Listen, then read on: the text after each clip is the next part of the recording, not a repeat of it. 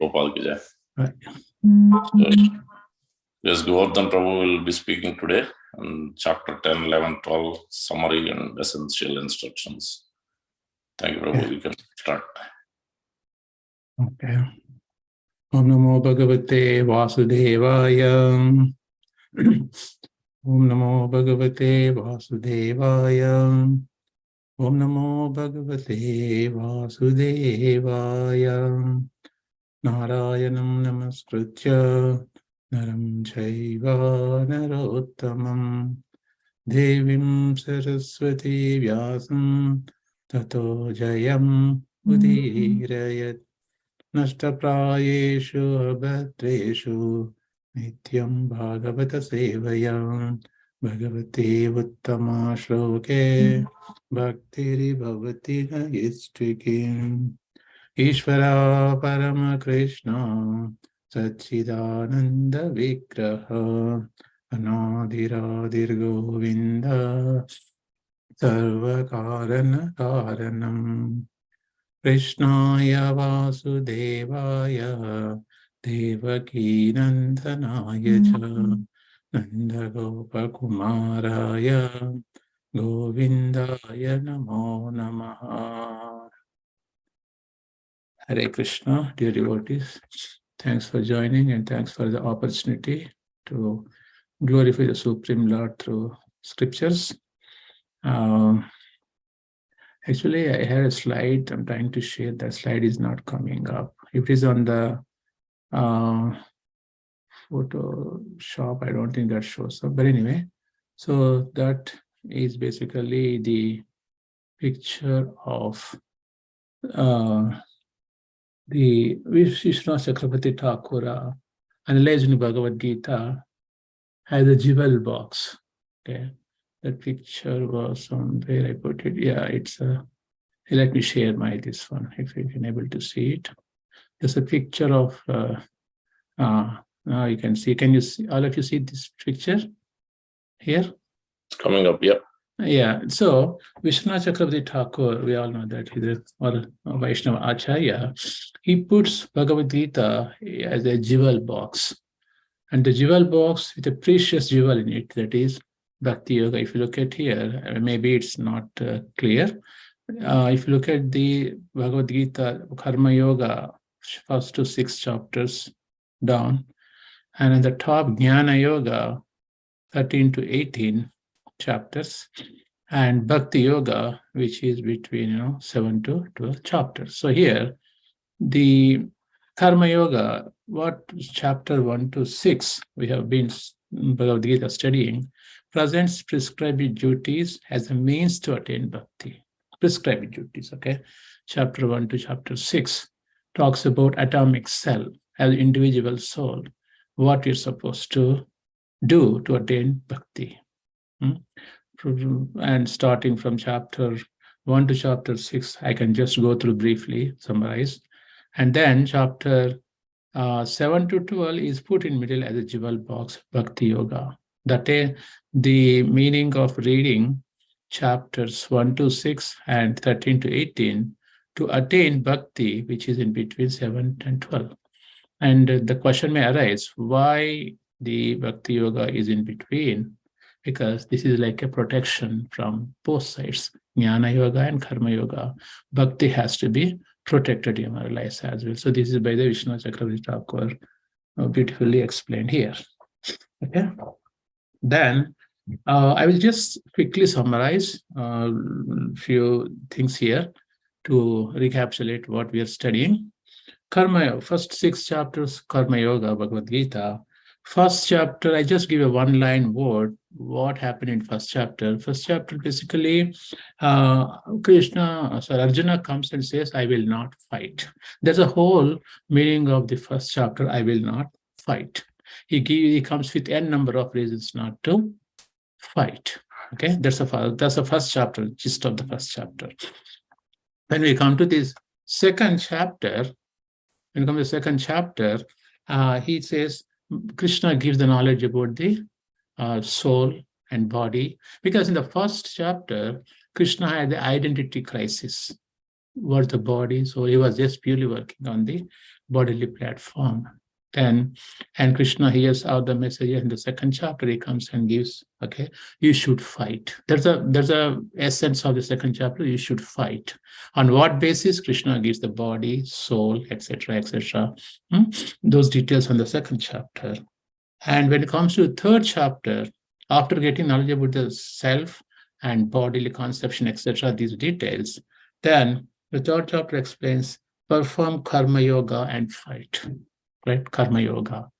Yoga means linking with the God. Do your actions with link with the God and fight. See, the basis of all Bhagavad Gita is fighting, because this was spoken on the battlefield of Kurukshetra, and he wanted to know the basic concept is fighting. Fighting on what basis? Fighting with as you go from chapter 1 to 18, the consciousness of Arjuna has been elevated in such a way that he is ready for the war. Finally, he fights the war and wins the war. But to build up that whole case, Krishna is going chapter by chapter. First chapter, I will not fight. Second chapter, you should fight. Okay, third chapter, perform karma and fight. Okay, and then the third chapter is a basis for karma yoga, and we also know that's Nishkama karma yoga. And in the Nishkama karma yoga has a tinge of benefit. Then we work on Bhagavat Artha Nishkama karma yoga. So these are different karma yogas are there. And also we know the concept of karma, prarabdha, aprarabdha, etc., etc. Those details are there. Okay. Then coming to the fourth chapter, Krishna says, perform karma yoga with knowledge and fight. Look at that. The difference between third and fourth is that perform karma yoga and fight. And then coming to fourth chapter, transcendental knowledge, the full knowledge of the absolute reality has been revealed, and perform karma yoga with knowledge. And when the knowledge comes, the power comes, and fight. Then the fifth chapter explains perform karma yoga with realization and fight. Look at that. There's a difference between knowledge and realization. There is three aspects in the spirituality: knowing, understanding, and realization. Knowing and understanding, it's okay. You don't have to be a super duper devotee, or knowing, you go to Bhagavat Saptas, you don't know about Krishna. That leads to nowhere. Knowing, understanding, your understanding also not a powerful tool to realize Krishna. And when this realization only comes when the knowledge from our head goes into heart. That's called realization. So here in the fifth chapter, perform karma yoga with realization and fight. When realization is come, we have full mercy of the Lord. And realization of the absolute reality only comes by the mercy of Vaishnava and Guru. So that has to be, that realization is one of the main topics in the spirituality, that how relation takes place. It's not a just overnight thing. It is a long process of the realization. Okay. Then coming to sixth chapter, beautifully Krishna explains, be a yogi and fight. That is where he explains, be a yogi and fight. And in the sixth chapter, finally, Prabhupada writes beautiful translation. I just share for a second here. What Prabhupada writes is, Prabhupada writes here that, and of all yogis, the one with great faith who always abides in me, thinks of me within himself and renders transcendental loving service to me, is the most intimate united with me in yoga and is the highest of all. That is my opinion. And look at that, how beautifully Krishna putting his opinion that, we have a wrong conception about yogi, guru, etc. But Prabhupada here writes very beautifully that you don't have to be the relation of the absolute truth is independent of the varnashrama dharma. Whatever varna you belong to, whatever ashrama belongs to, that doesn't matter. But you don't have to go to Himalayas to become a greatest yogi or etc. He says that all the yogis with faith who always abides me, thinks of me within himself and renders transcendental loving service to me, is immediately united with me. This is yoga, that is linking with the God. It's not that, you have to be a rishi or a great yogi to realize Krishna. No. With your grahastha dharma, with your family, we can be a great yogi as well. Only the precondition Krishna gives is think of me within himself and renders transcendental loving service. This is the key for realization of the supreme absolute truth. It is independent of Varna and Ashrama. So up to 6 chapters here, Krishna explains beautifully, right? What is the atomic cell? What is the individual soul? What is our responsibility? And we all know that Bhagavad Gita speaks about 5 topics like, Ishvara, Jiva, Prakriti, Kala, and Karma. Then, up to 6th chapter, we heard about atomic cell, living entities, about Jiva, and Krishna is the supreme. We are atomic, and Krishna is like a fire, we are like a spark, etc. All these things were told 1 to 6 to develop a bhakti for Krishna. That is what you call a pre-launching pad to attain bhakti of Krishna, 1 to 6 chapters. From 7 to 12, here we are reading about Krishna himself. We are discussing about Bhagavan himself in the 7th chapter, whose aspects are Brahman and Paramatma. So, in the initial phrase, I said Ishvara Parama Krishna, Satchidananda Vigraha. What is the meaning of Satchidananda Vigraha? Sat means eternal existence. That is, Sat is Brahman. Chit means eternal awareness, eternal consciousness. Chit is really the Paramatma. So, Sat means Brahman. Chit means Paramatma. And the third part is Ananda. Ananda means eternal bliss. Ananda is Bhagavan. Okay. When we reach knowledge of level of Bhagavan, then only we get happiness. Mostly Sat Chit potencies, and they are like, partial relation to the Supreme Lord. Otherwise, what we realize, if you don't get to the happiness, Bhagavan, realization, Ananda, then we are just focusing on Sat and Chit. In other words, Brahman means reality exists. The meaning of Brahman means reality exists. Ultimate reality is Krishna. Chit means reality exists, and reality is also cognizant of itself, and it exists as a Chit. And what is the purpose of Brahman and Paramatma is, ultimate purpose is, that is Ananda. That's what is the purpose is love. Prabhupada has nicely put that, loving devotional service. When you have Chit and Sat and Chit potencies, and if you don't use them for Ananda, then we are not realizing the Supreme Lord full.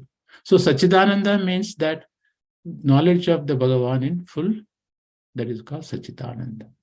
So if you say, okay, I know Brahman, that is partial. If we say we are realized Paramatma, that is also partial. But if you have realized Bhagavan, we have to fully realize about the Supreme Lord. That is where chapters 7 to 12 comes into picture.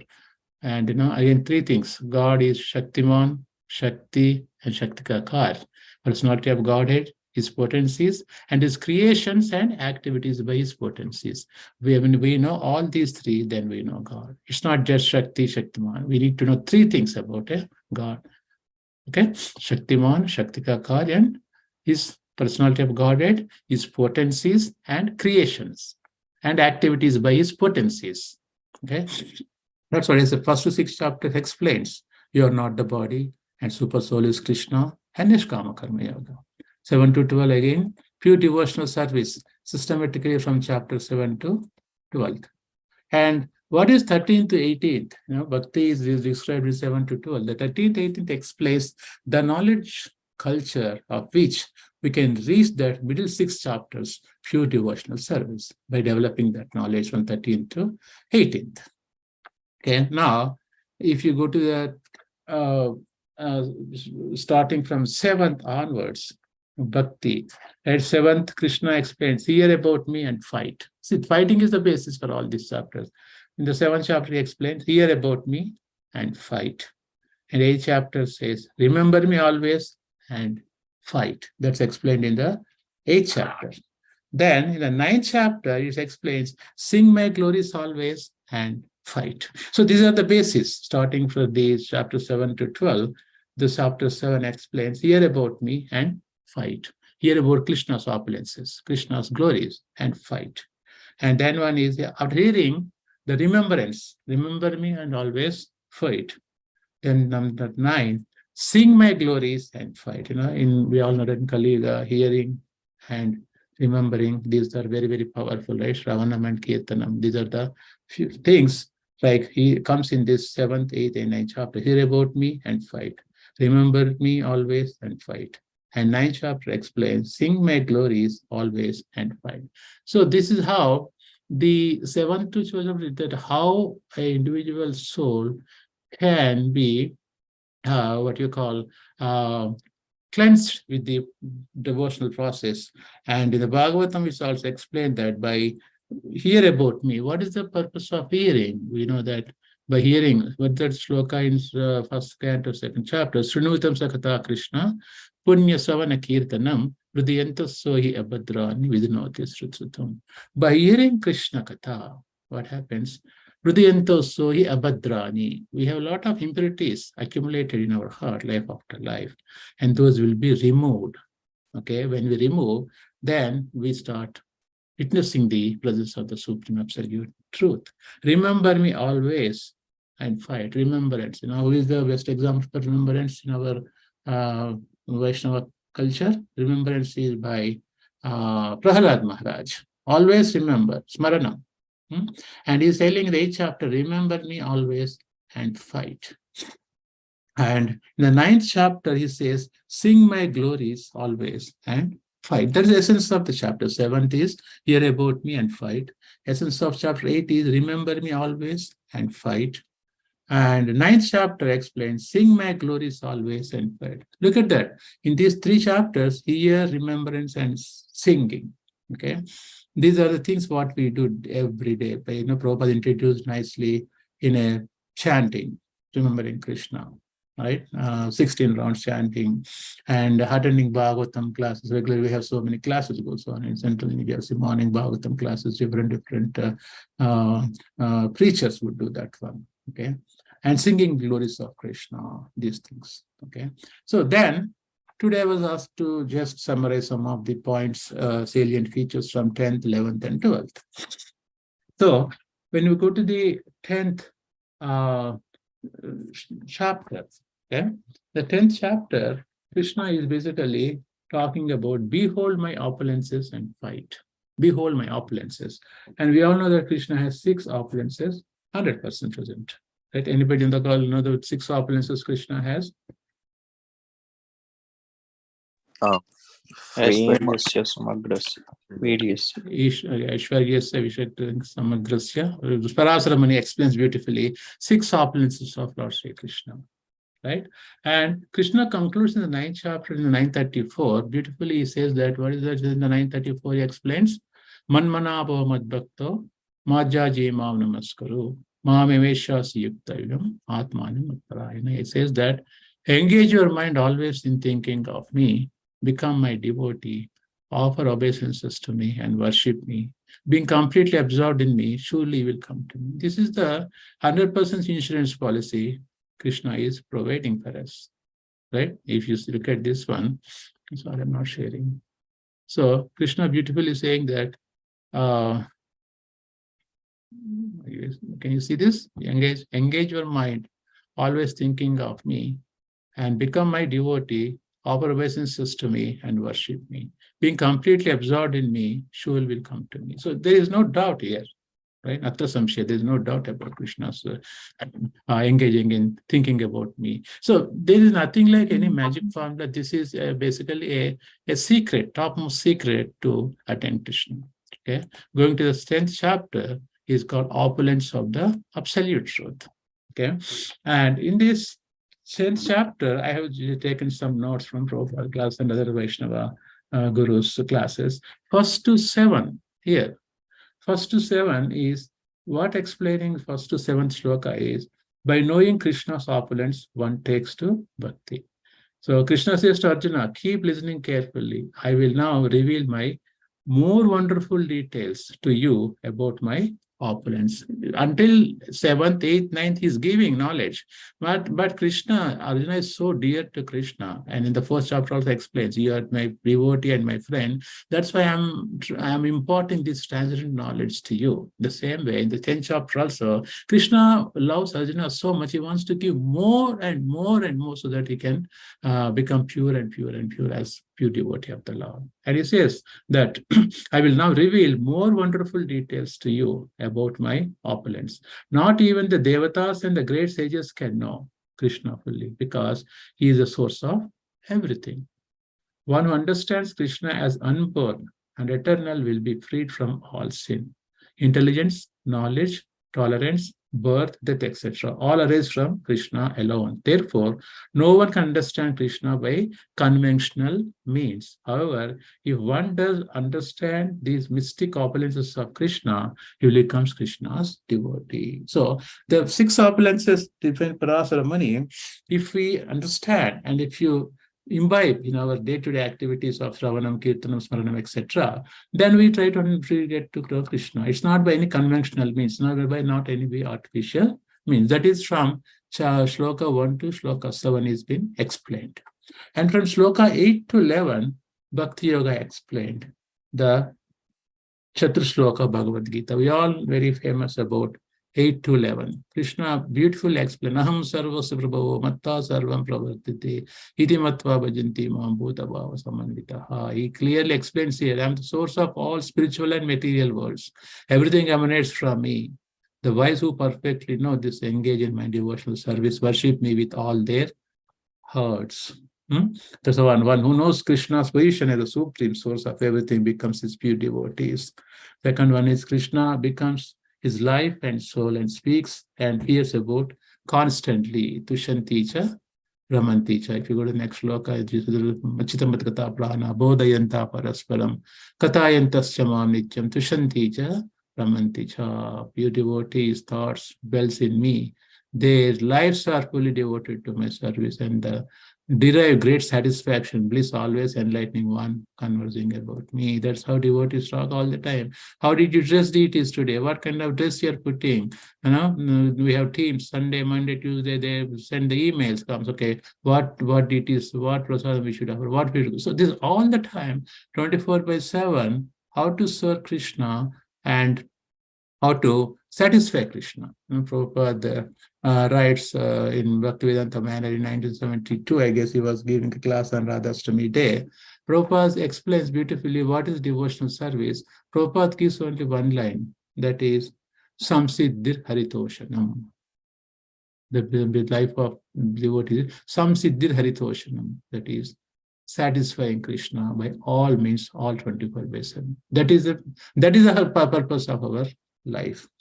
Okay, and in the next sloka, Krishna says this attracts Krishna's mercy and he gives them intelligence to attain his direct association. If you look at the third one here, Tesham satat yuktanam bhajatam priti purvakam dadami buddhi yogantam yenamam upayanti te. This is how it is explained. Dadami buddhi yogantam. He gives the knowledge. Bhajatam priti purvakam with a loving devotional service. They can come to me, no doubt about this one. Okay, I'm going to the last shloka of Chaitra Shloka. This is beautiful. Tesham evam kartam aham jnana jnanata. Nashyami atma bhavasta jnana deepena vasvata. Explains beautifully that Krishna destroys their ignorance with shining lamp of knowledge. Shining lamp. We don't need a PhD degree to understand Krishna. By just knowing Krishna, we can attain everything in this world, what needed for the Krishna. Okay. Then we have shlokas 12 to 18. Arjuna accepts Krishna as Bhagavan and requests him to hear about his opulences. Now Krishna has so many opulences, and Arjuna is asking, request to hear about his opulences. Okay. Coming to 19 to 42 shlokas. Krishna's divine opulences. Krishna gives a partial list of his unlimited opulences. There's an end to Krishna's opulences, for everything opulent, beautiful, powerful, springs from but a spark of his splendor. Indeed, Krishna supports and pervades the entire universe with a mere fragment of himself. And Krishna beautifully explains that, and 3 energies of Krishna, external, internal, and marginal. Everything emanates from Krishna. And Prakriti doesn't work without Krishna's permission. My objection of Prakriti. Suyate chara charam hetunane nukaunteya jagat vibhavatite. Everything working under my direction, my dear Arjuna. And that's why Prakriti we call Mother Nature. And only Krishna's glance, only Prakriti starts working. If there is no glance for Krishna, everything just stands still. So that's what about the 10th chapter. Behold my opulences and fight. By knowing these opulences, you fight. Then Krishna has the full knowledge about the Supreme Lord. Okay. And going to the 11th chapter. Become my instrument and fight. That is the essence of this chapter. The chapter explained his prominent opulences to Arjuna and concluded in the 10th chapter. Okay, with a single fragment of myself, I pervade and support this entire universe. So Arjuna requests to see that all pervasive form of the Lord. In response, Krishna shows his universal form. In the 11th chapter, Krishna shows his universal form. The universal form Krishna explains. Yeah. So in the 11th chapter, Krishna explains about his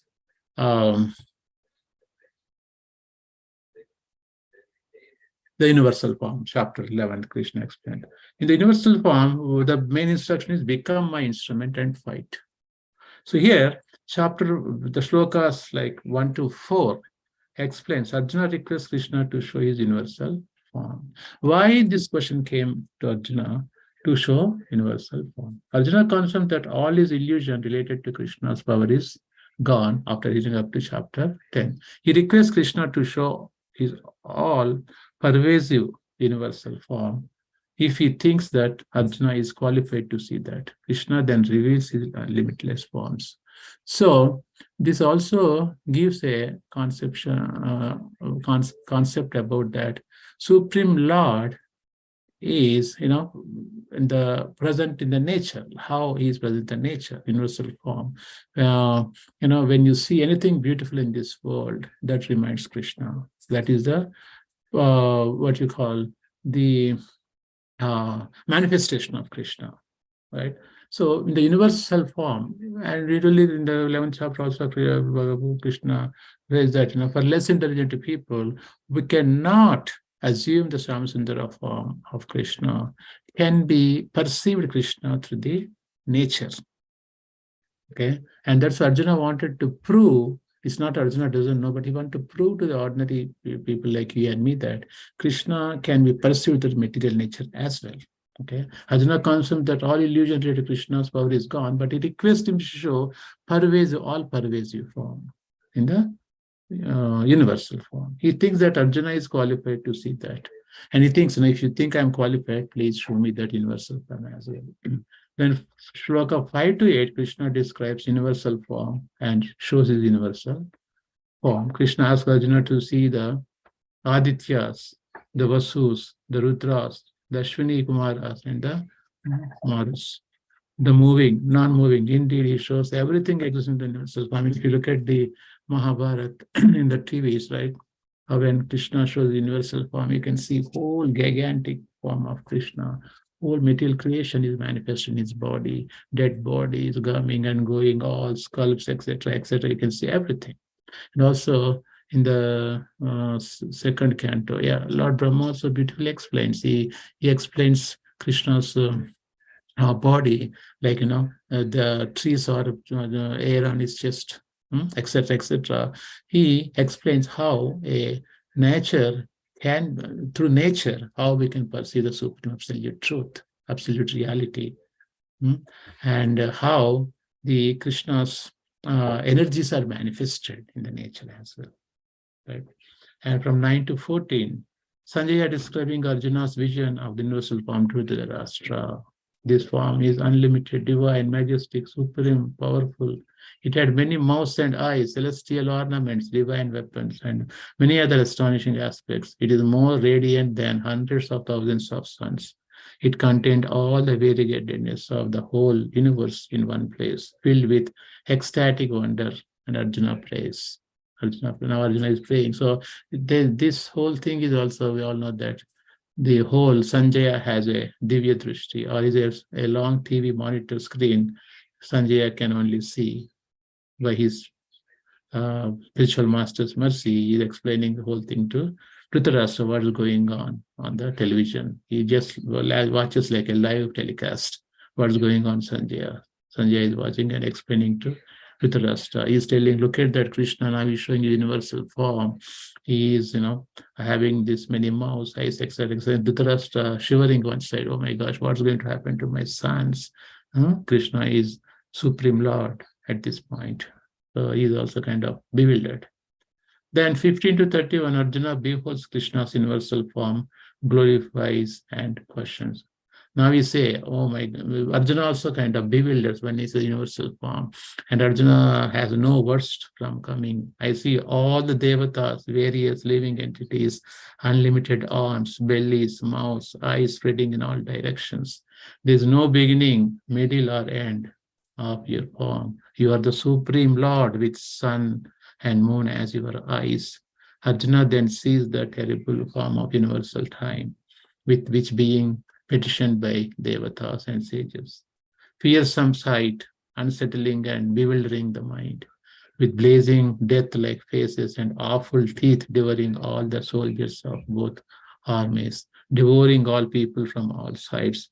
Arjuna, fearful, asks, who are you? What is your mission? Look at that. Arjuna gets confused. He bewildered after seeing the universal form of Krishna. He forgets himself.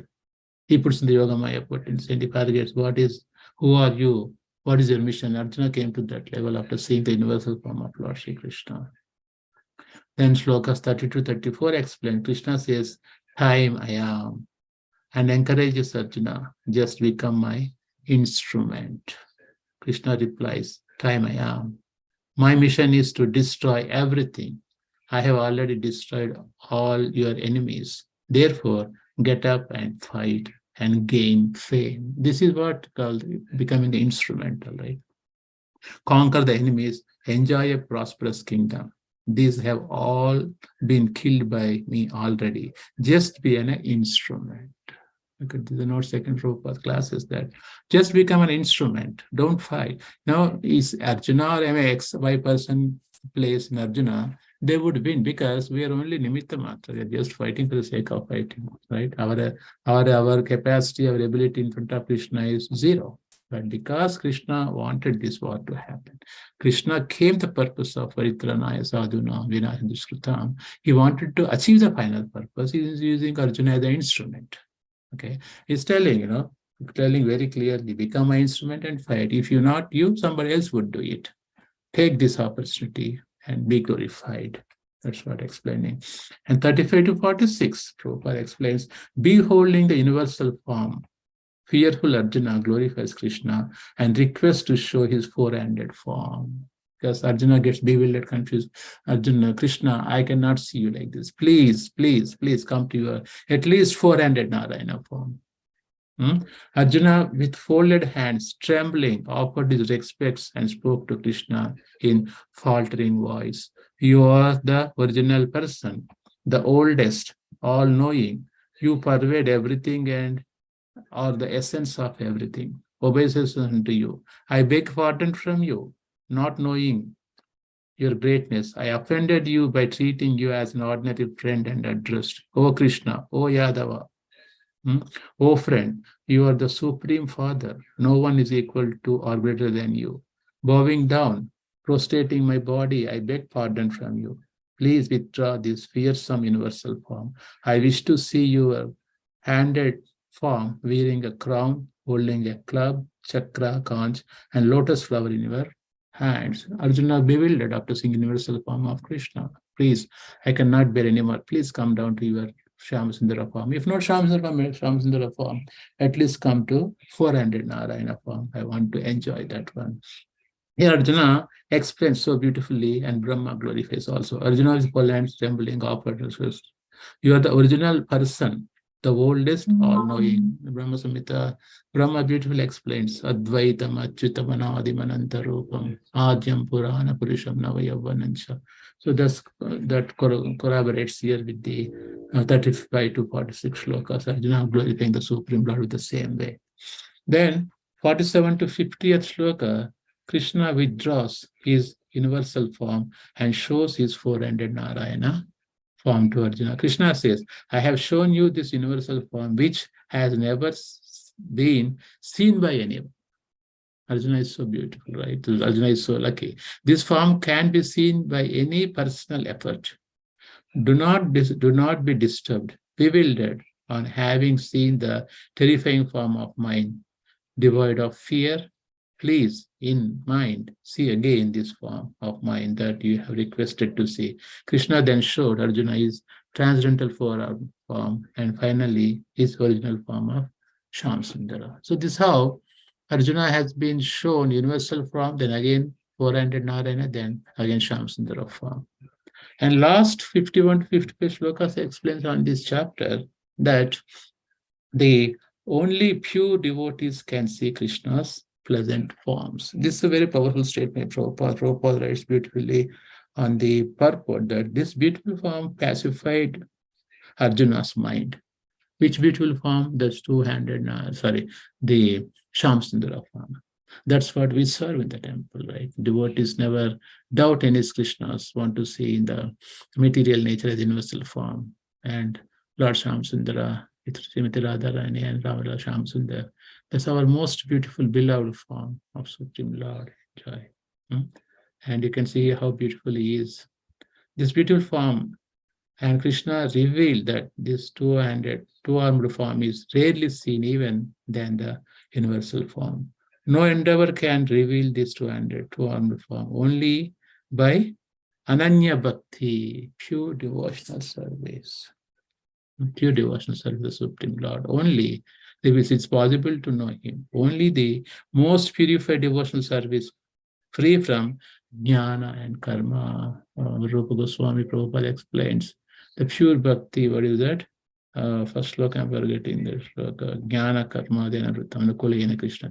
What is that first line I'm forgetting? Jnana karma anaruttam anukula Anyabhilashita shunyam jnana karma anaruttam anukula yena Krishna anushīlanam bhakti uttamam. Right? Jnana karma. They're all of just instruments to attain pure bhakti. Jnana karma anukula yena Krishna anushīlanam. What is favorable for devotional service to Krishna? That has to be performed to attain pure bhakti. Even in our ladder of Rupa Goswami, sadhu, saddha, tata, sadhu, sangha, vajana, kriya, and another nivritti process, that we have to cross the another nivritti process of unwanted desires, come to the nishta, asakti, those stages. We can see that pure devotional service manifest. Otherwise, we are just in the rudimentary stage of realizing the Supreme Personality of Godhead.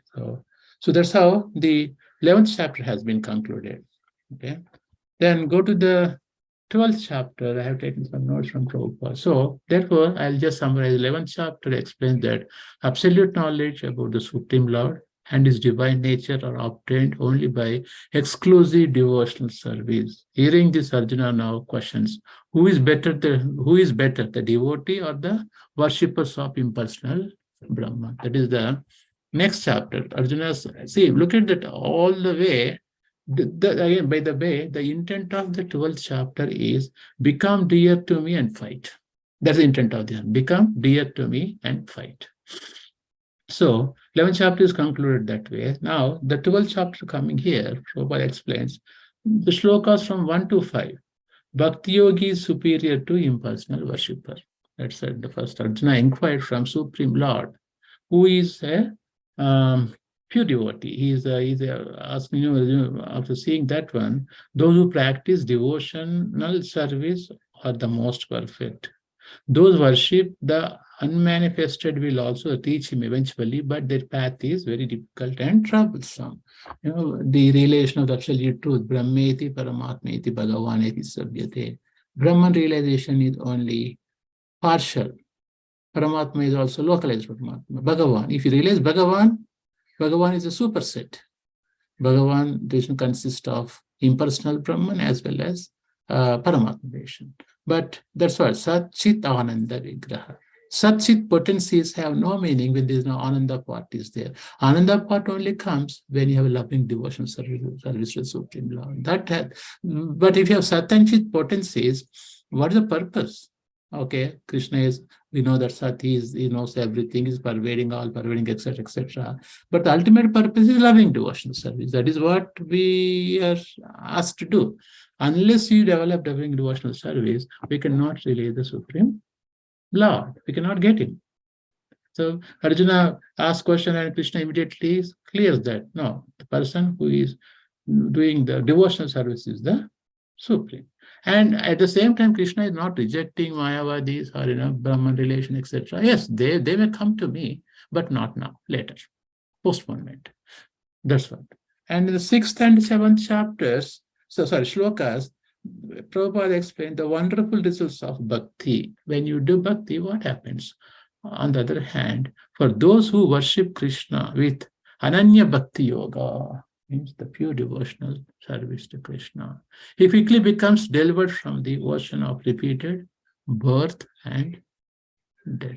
We know a number of shlokas. Krishna says, Janma karma chame devyam yevam yo veti tatvataha tatya deham punarjanma naiti mamita. So Arjuna explains very beautifully that who knows my transcendental forms, they can never come back to me, never come back to this material world. And the 8th chapter is the best example for us to read Krishna's insurance policies. 8th chapter. What is the 8th chapter of Bhagavad Gita? That is, I'm forgetting even those things. 8th chapter is defined as attaining the Supreme. No, not attaining Supreme. So anyway, so 8th chapter explains about all, Antakale, Chamame, Masmaran, Mukta, Kalavana, etc., etc. All the shlokas will give you that how the guarantees Krishna will be giving about going back to Godhead and serving the Supreme Lord. 8th chapter is called 7th, 8th, attaining the Supreme. Yeah, attaining the Supreme. Okay. So, and now the 12th chapter 1 to 5 is asking about this one. The devotees are the best. Devotees means that who are doing Ananya Bhakti, pure devotional service to Krishna, that is the highest. That's why Vishnu Chakravarti Thakur, in the original slide, we had Bhakti in between, Jnana and Karma. That is protected. Okay. And 6th to 7th shloka in the chapter 12 explain that wonderful results of Bhakti. What are the results of Bhakti? For those who worship Krishna with Ananya Bhakti Yoga, he quickly becomes the deliverer from the ocean of repeated birth and death. So we all know that these are the 4 problems. Janma, Mrityu, Jara, Vyadhi, Dukkha, Dosha, Anudarshanam. How to escape, how to become immortal. We try to make arrangements in this material world where we may not exist forever. Whatever arrangements we make it, we may prolong a life, maybe a few days, etc., etc. But how to overcome the death, how to overcome the birth, death, old age, and disease. And this is that's why it's called a pure. These things are not mentioned in any scripts, any literature, mundane literature. If you go to doctors, right? If you go to anyone in the material creation, they don't know the formula how to survive forever. How to survive forever. What does it mean? And this material creation is made, and these material conditions are not suitable for our bodies to live forever. Because the time ages everything. Time ages everything, right? And our body deteriorates every day. Every day we are becoming old and old and old, and body deteriorates at some point. But in the spirituality, we have an answer for that. Deathlessness means that, hey, we are not these bodies, we are the soul, part and parcel of Krishna. This soul is like, has no birth, no death, no old age, no disease. And this soul, somehow it came in this body, it has to be transported to spiritual world. So then the reality comes, who are you? So we are not this body, we are the soul. Who are you? Not this body, soul. If the soul is there, how soul is eternal? But the soul has been transmigrated from one body to other body. The Prabhupada has given, at Bhagavad Gita, Krishna given that a parama vidya parama guhyam pavitramidam uttamam. The topmost secret is that you are not this body. That's the first revelation. We are not this body. So or I am the spirit soul. If so, what? How to protect this soul going from transmigration of different bodies. That is what devotional service is manifested. Devotional service through with you can direct this soul, because soul is a part and parcel of Krishna, and direct towards spiritual world. Then you become deathlessness, because we are trying an artificial means to keep this body deathlessness, but we are not these bodies. Medical science is proving that how to engage this body, prolonged life and enjoyment, etc. Body is the basis for our society here, not the soul. But spirituality is the soul is the basis for that one. If you realize that one, okay, involved in the transcendental loving service, then you will be going back to spiritual world, and 24/7 you're serving Krishna. Of course, pure devotees even don't think about those things, right? Pure devotee always thinks, wherever I am, I want to be in the service to Krishna. What is the shloka explains in Bhagavatam? I'm forgetting all the shlokas also. Exactly, that one. And also there's one more shloka. I forget the shloka. So devotee never thinks. Even you put me in the hell also, I'm fine, as long as I'm doing your service. That is Narayana Narayana Parasara, Sargeshu, Narkeshu, Apavargeshu, Pulyarda Darshanam. Put me in the hell also, that's fine, as long as I'm at your devotional service. Bhaktivinoda Thakur beautifully explains, even if we become a dog in devotee's house, it's not that he becomes a dog, but the humility and humbleness of Vaishnavas, that we want to hear the glories of Krishna, sing the glories of Krishna, remember Krishna 24/7.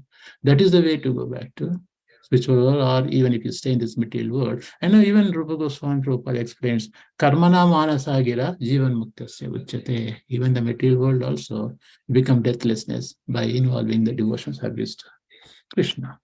And shlokas 8 to 12 in the chapter 12 explains spiritual practices according to individual capacities. This is very most important.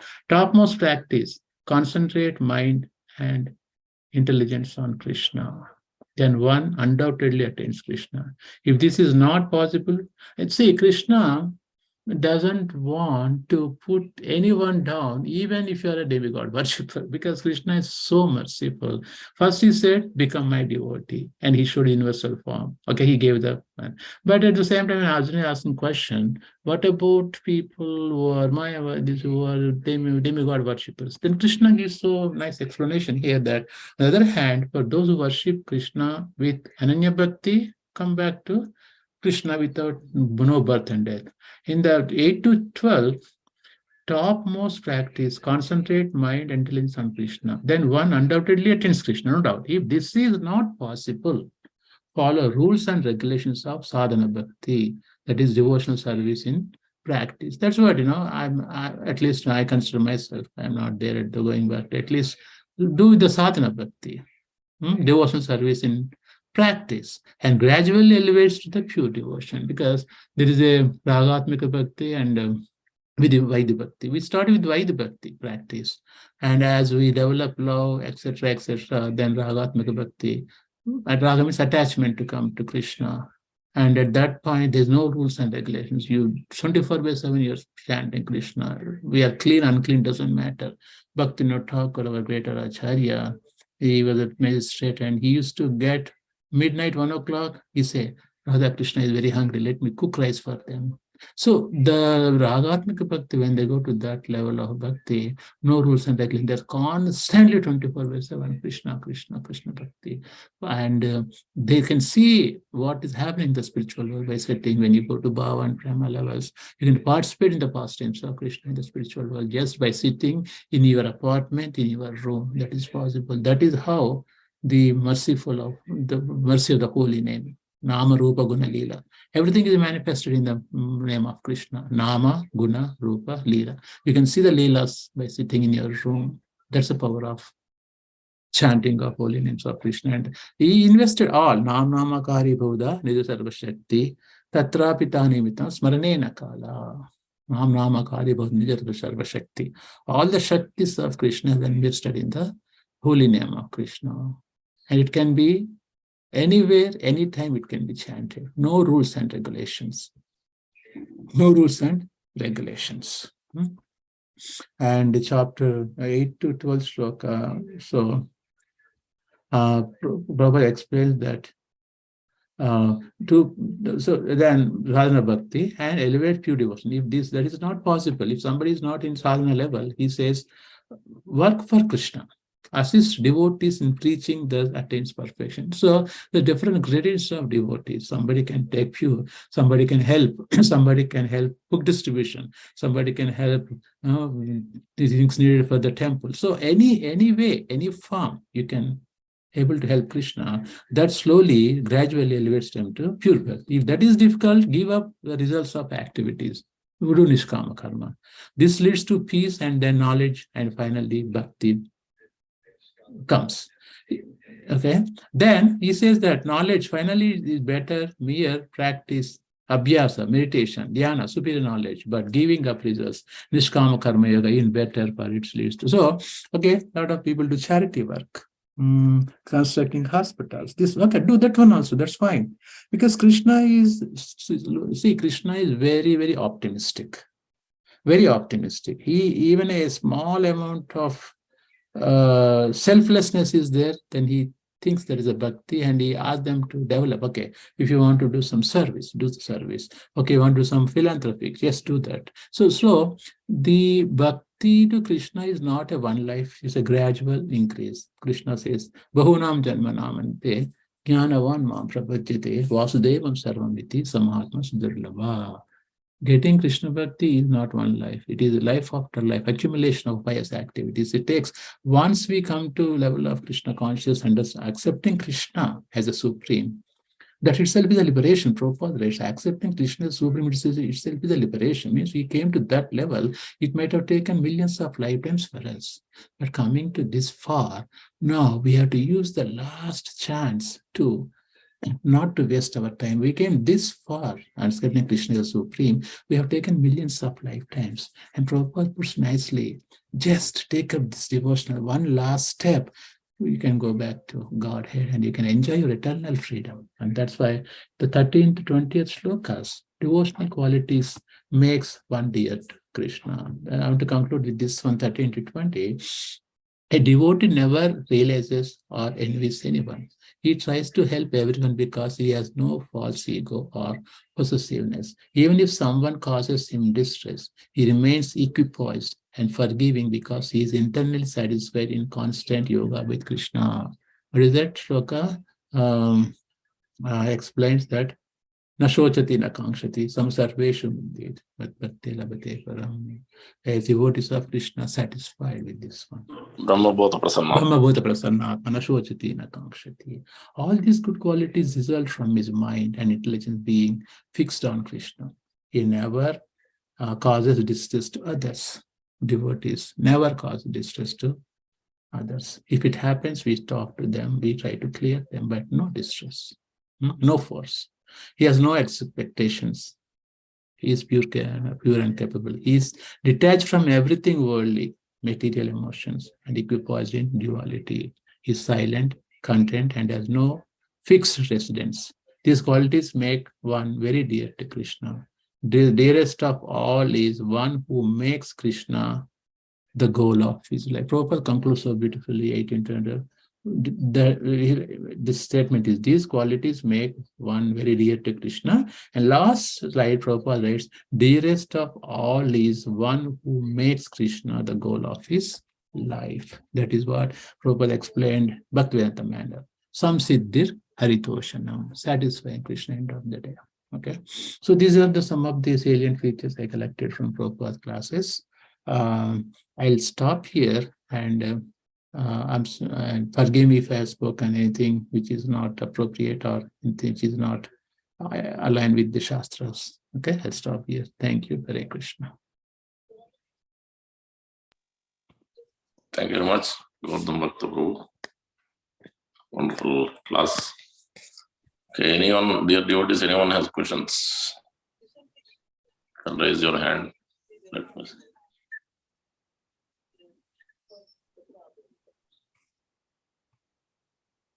Or I can add something which I missed, probably I might have missed something.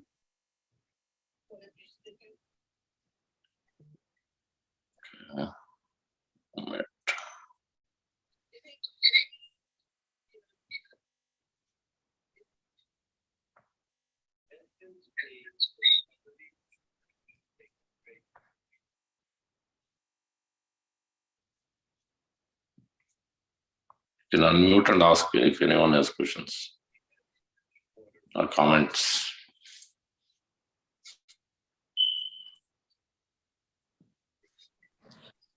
Hare Krishna, Prabhuji, Dhanvat Pranam. We'll stop over.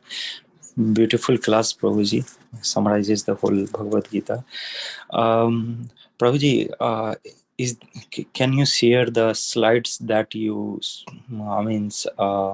showed in the beginning of the class, please? Oh, the first, right? Yes, Prabhuji. Let me share it. Oops. Sorry, I'm trying to. You're not seeing that slide, correct? No, Prabhuji. Sorry. Earlier you shared. Let me share one. This one. From the Vishnu Chakravarti Thakur, right? Yes, Prabhuji. This one, right? Are you able to see it? Yes. Yeah, go ahead. So my question is specific to the this bhakti yoga, and since it is between it appears like a sandwich where we do have a karma yoga as a bottom and jnana yoga as upper, so and bhakti yoga is being preserved in between jnana yoga and karma yoga. Correct. So in order to imbibe the bhakti yoga, we have to go through a karma yoga or jnana yoga, or what would be the order, or how exactly it imbibe the cult of a bhakti? Okay, if you look at here picture, right? Karma Yoga, chapter 1 to 6. Mm-hmm. Okay, and then Jnana Yoga, and that Bhakti Yoga comes to Jnana Yoga. Jnana Yoga, 13th, 18th chapter, I explained before. I'll give one more point here also. 13 to 18 explains the knowledge of culture, which we can reach the middle 6 chapters of your devotional service. That is the purpose of first to 6 chapter explains you're not the body. Okay, and also explains about super soul and Nishkama Karma Yoga. Because this is a purificative process to come to 7 to 12 is the most precious secrets.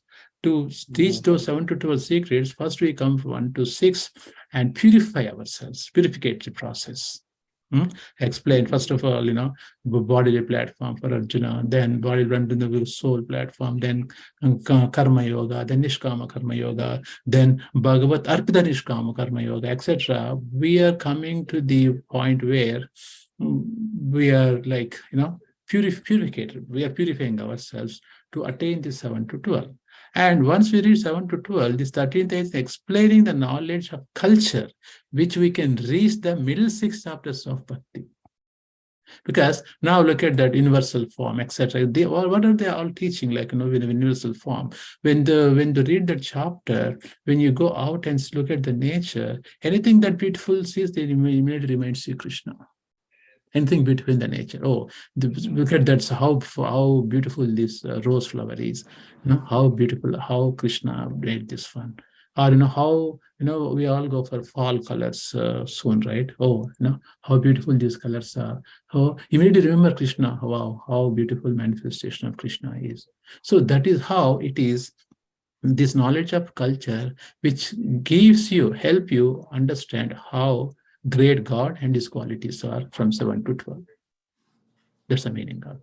First, as I said, first 1 to 6 is the one. Mm-hmm. Why So Vishnu choose like this, I don't know.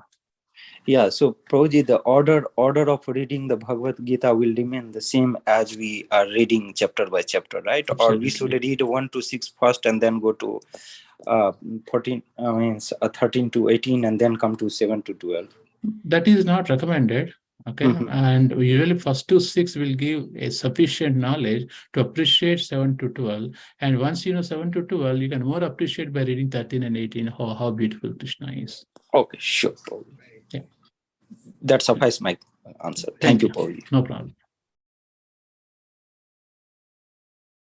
Anyone else would please try to add some points, okay? I will appreciate. I want to hear from all of you as well.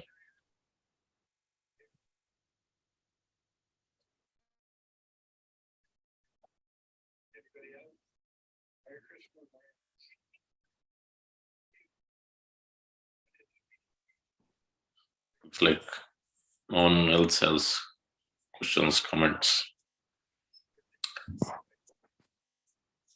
Quick announcements then.